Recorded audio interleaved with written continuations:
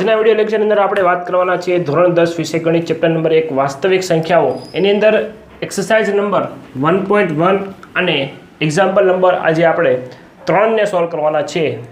તો એ લખી દો એક્ઝામ્પલ નંબર 3 નો આ વિડીયો લેક્ચર છે. રેડી?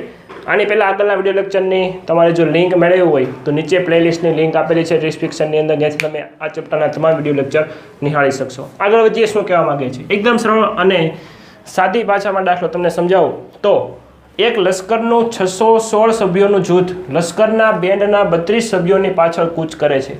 એટલે કે એક લશ્કર છે, આખું એક સૈનિકનું જૂથ છે, એ કેટલા સભ્યોનું છે? 616 સભ્યોનું છે.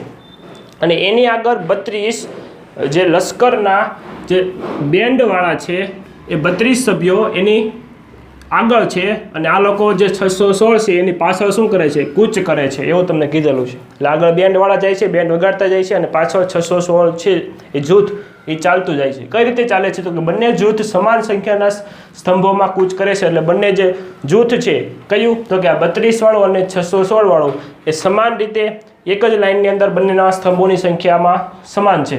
તો સ્તંભમાં મહત્તમ કેટલા સભ્યો છે? તો બંનેને આપણે જોડીએ તો બંનેની અંદર મહત્તમ કેટલા સભ્યો હોય છે?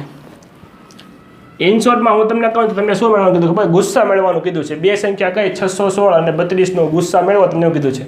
હવે આપણને કેમ ખબર પડે? તમને એમ થાય, પ્રશ્ન થાય કે સર પરીક્ષામાં કઈ રીતે અમને ખબર પડશે કે આમાં ગુસ્સા કીધું છે? તો ગુસ્સાનો મતલબ થાય ગુરુત્તમ સામાન્ય અવયવ. સમજો, ગુરુત્તમ સામાન્ય અવયવ. ગુરુત્તમ એટલે મોટામાં મોટું, અને તમને કીધું છે મહત્તમ, તો બંનેનો અર્થ સમાન થાય.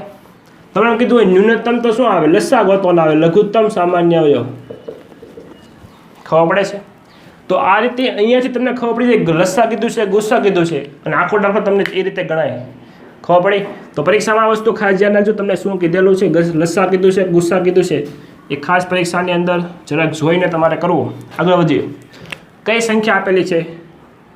616 અને 32. યુક્લિડની ભાગ પ્રવૃત્તિથી આપણે શું મેળવીએ? આનો ગુસ્સા મેળવ્યો. યાદ છે?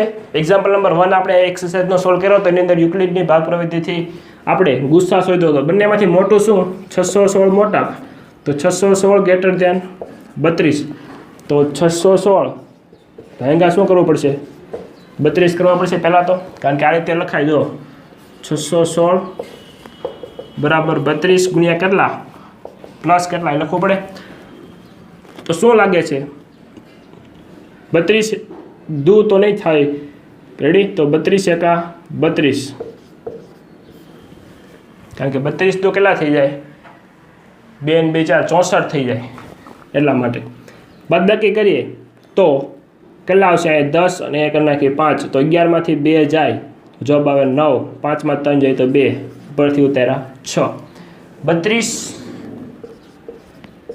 4 વડે ચેક કરીએ. 4 દુ 8, 4 તેરી 12 નહીં. 32 7 વડે ચેક કરીએ. 7 દુ 14, 7 તેરી 21 ને 22. 32 8 વડે પણ ચેક કરી લઈએ કે શું કહેવા માગે છે. 8 દુ 16, 8 તેરી 24 ને 1 25, 256. 9 વડે ચેક કરી લેવું છે. 32 નવા ઘડિયો જ લખાયા છે હમણાં. 9 દુ 18, 9 તેરી 27 ને 28. અહીંયા મેળ પડી જાય છે 32 નવા વડે. તો 32 નવા 288, તો 88 ને 6, 6 ને 2 8, 8 શેષ બાકી રહે. તો 32 ગુણ્યા 19 કરો અને પ્લસ 8 કરો તો કેટલા આવે? 616. તો હવે શું કરવાનું? 32 ને અહીંયા કેટલા વડે? 8 વડે. તો 32 ચોક એટલે સોરી 8 ચોકો 32 પ્લસ શું થઈ જાય? શેષ 0. તો લસા શું આવે? 8. સોરી ગુસ્સા શું આવે? 8. તો ગુસ્સા બરાબર 8 આવે છે. પરંતુ અહીં દાખલો પૂર્ણ થતો ખાસ જોજો. તમારે અહીં એક લાઈન લખવી પડે. કઈ લાઈન? તો કે મહત્તમ સ્તંભોની સંખ્યા કેટલી હોય? બંને જૂથમાં 8 હોય છે એમ લખવું પડે કે બંને જૂથમાં મહત્તમ શું? મહત્તમ સ્તંભોની સંખ્યા 8 છે. આમ તમારે લખવું પડે. તો આશા રાખું છું કે એક્ઝામ્પલ નંબર આ જે છે 3 એની અંદર ખ્યાલ આવી ગયો છે. તમારે સ્ક્રીનશોટ લેવો હોય તો સ્ક્રીનશોટ પણ લઈ લો.